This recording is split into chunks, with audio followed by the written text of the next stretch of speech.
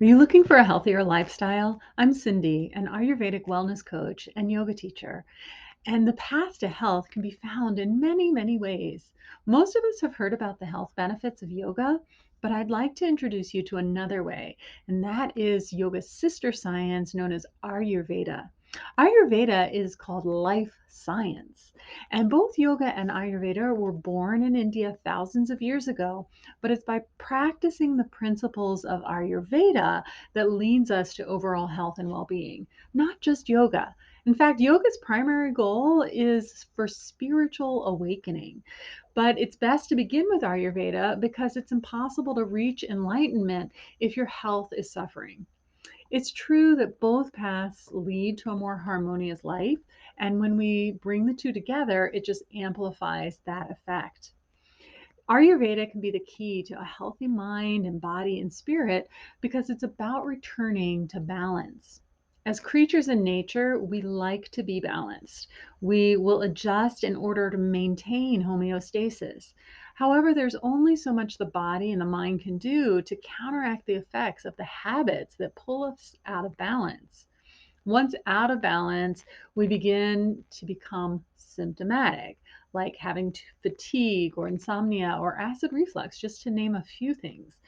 When the symptoms start happening more often and become chronic and habitual, then we're on our way to disease. And that can actually be actual disease, or it can be just thought of as dis-ease, the lack of ease within your body. So, allow me to break down just some basic principles of Ayurveda. First of all, there are three qualities of energies that are aligned with the five elements in nature. So, Vata is the air ether energy, and its qualities are cold, dry, rough, and mobile. And then Pitta, since it's mostly fire with a little bit of water, it tends to be hot, sharp, mobile, and penetrating or spreading. And then Kapha is earth and water energies, so or elements. So its energies tend to be more moist, cold, dull, and dense.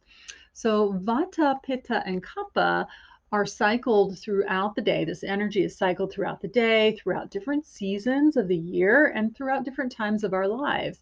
And also, each one of us contains these qualities within us. So we call them doshas in Ayurveda, and we have Vata, Pitta, and Kapha within us, each one of us. But we tend to have one that is more predominant. So you can think of it as Vata, Pitta, and Kapha riding in the different rows of a minivan. So you usually have one that's the driver, one that's taking the middle seat, and maybe one that's in the far back.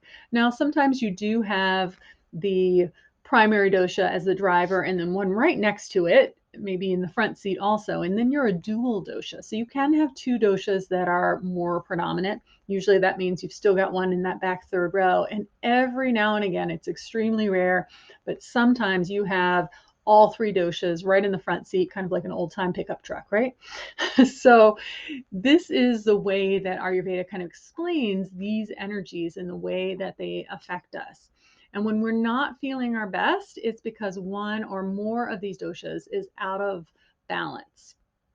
And Ayurveda likes us to stay balanced. And the way that we do it in Ayurveda is by changing up our daily routines, making sure we're eating the right things, getting the right tastes, the herbs. There's some cleansing practices. Of course, there's a little yoga and some meditation, and there's all kinds of things that we can talk about in later videos.